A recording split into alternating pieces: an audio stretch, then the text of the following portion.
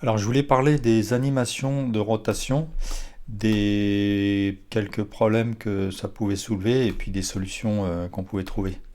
Donc en fait on va créer d'abord une hélice avec 9 vertices.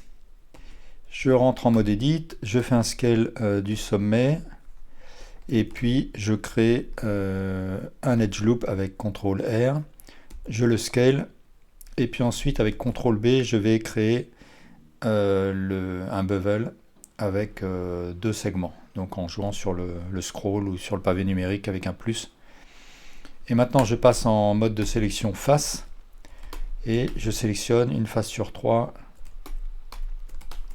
et ensuite je fais un Alt E pour faire une extrusion le long des normales comme ça et je mets mes pales à l'horizontale.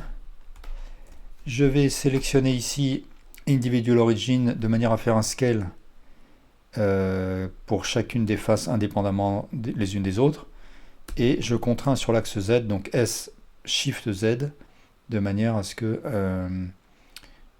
le scale soit seulement sur l'axe X et Y. Et puis je refais une extrusion le long des normales avec un Alt E et à nouveau j'aplatis. Voilà, et puis là je fais un S tout simplement, un scale comme ça. Puis là je peux peut-être faire un scale avec median point comme ça. Voilà. Alors maintenant je peux animer mon hélice. Je vais créer une première keyframe en pressant sur I et Location Rotation Scale. Et puis quelques frames plus loin, je fais une rotation sur Z, R, Z. Je peux presser sur CTRL si je veux que ma rotation se fasse de 5 degrés en 5 degrés. Et puis je presse à nouveau sur I et j'ai mon animation.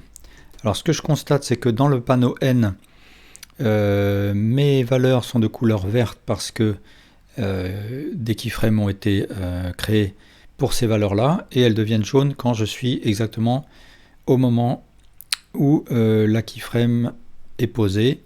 Et d'ailleurs, si je veux changer les valeurs, je peux le faire directement ici. Par exemple, je veux que mon hélice tourne de moins 300 degrés sur Z. Et après, je fais I, ou je fais I dans la 3D vue. Et voilà.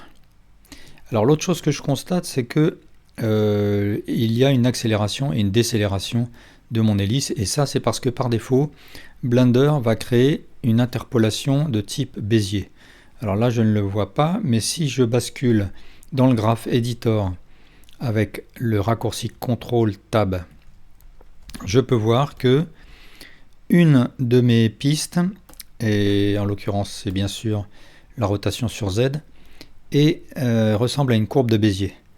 Et c'est ça qui va définir l'accélération et la décélération. Si je commence à manipuler cette courbe, que je touche cette poignée par exemple, eh bien je vois que ça va jouer sur l'accélération et la décélération. Et là aussi je peux bouger la position de la keyframe. Alors si je veux changer de mode d'interpolation, je vais dans Key, Interpolation Mode et je bascule dans un des autres modes. Le raccourci c'est T. Et là je peux choisir un mode d'interpolation linéaire. Donc là mon hélice va tourner de manière continue. Et ça je peux bien sûr le faire aussi dans le dope sheet. Et ce que je peux constater, c'est que dans le dope sheet, si l'interpolation est de type linéaire, il y a une ligne verte là qui apparaît. Alors ça c'est pour ce qui est de l'interpolation. Maintenant ce qu'on peut voir c'est l'extrapolation, c'est-à-dire le moyen de prolonger l'animation créée indéfiniment. Donc là je peux déplier les pistes de mon dope sheet. Je vais sélectionner la rotation sur Z et cette fois-ci je vais aller dans Channel et ce qui m'intéresse c'est l'extrapolation, Extrapolation Mode, Linear Extrapolation.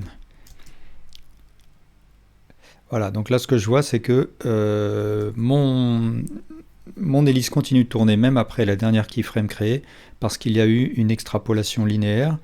Je peux aller voir dans le graph editor et je vois qu'en effet ma ligne se poursuit de manière continue. Et le raccourci pour cela c'est Shift E. Voilà, alors les autres, si je veux revenir à l'extrapolation par défaut, je choisis Constant Extrapolation et là ça annule l'extrapolation. Il y a d'autres types d'extrapolation, c'est l'extrapolation cyclique, c'est-à-dire que là dans ce cas-là, alors ça va créer, ce ne sera pas forcément très visible sur mon animation, mais ça va passer de la dernière keyframe à la première. Et en fait, techniquement, dans le panneau N, ça va attribuer un modifier à la piste en question. Et le modifier cycles, c'est-à-dire un modifier de boucle. Et donc, cette extrapolation cyclique, je peux soit la supprimer là, en cliquant là, ou bien en refaisant un Shift E et Clear cyclique. Voilà ce qu'on peut dire de l'extrapolation. Je vais repasser en Linear Extrapolation. Alors les ennuis commencent si jamais je veux faire une rotation à mon objet, mais qu'il n'est plus aligné ou perpendiculaire avec l'axe global. C'est-à-dire que j'ai mon hélice, je vais lui faire une rotation aléatoire avec RR, et là je peux voir que dans ces valeurs de rotation, en effet, mon hélice n'est plus du tout orienté ou perpendiculaire avec l'axe global.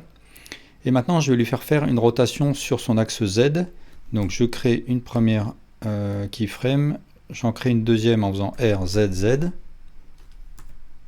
Et ce que je vois, c'est que l'interpolation n'est pas du tout correcte. Mon hélice se désaxe complètement, elle devrait tourner sur son axe Z, et ce n'est pas du tout ce qu'elle fait. Alors ça c'est parce que la 3D a des difficultés à calculer ce genre de rotation à partir du moment où l'objet n'est plus aligné. Et ce que je peux faire, c'est basculer du mode d'interpolation Euler à quaternion. Alors je vais supprimer mes keyframes parce que du coup ça annule les keyframes créés. J'en crée une nouvelle et je fais un RZZ et j'en crée une deuxième. Et là, ce que je vois, c'est que le mode quaternion, il a correctement interpolé ma rotation. Alors, il y a deux problèmes majeurs. C'est que d'une part, le quaternion n'utilise pas les degrés, il utilise ses propres valeurs. Et d'autre part, si je fais une rotation de plus de 180 degrés, je commence à avoir des problèmes d'interpolation. Et je peux les résoudre en créant des nouvelles keyframes, mais de toute façon au bout d'un moment ça commence à se désaxer légèrement ou beaucoup. Donc ce n'est pas complètement satisfaisant. Alors la solution c'est tout simplement de parenter, et c'est le parent qui sera incliné si j'ai besoin d'incliner mon hélice dans par rapport aux axes globaux. Par exemple là je vais parenter mon hélice à un objet empty. Je fais un CTRL-P Object, et c'est l'empty et non l'hélice que je vais faire tourner dans l'axe global.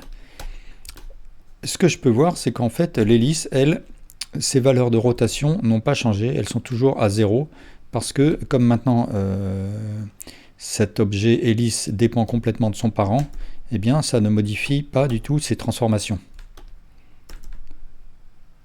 Donc à partir de maintenant, je peux sélectionner mon hélice, créer une première image clé, créer une deuxième, RZZ. Et là, cette fois-ci, comme l'interpolation est facile à calculer, eh bien, elle se passe normalement et l'axe Z est correctement respecté. Voilà, eh bien merci beaucoup pour votre attention.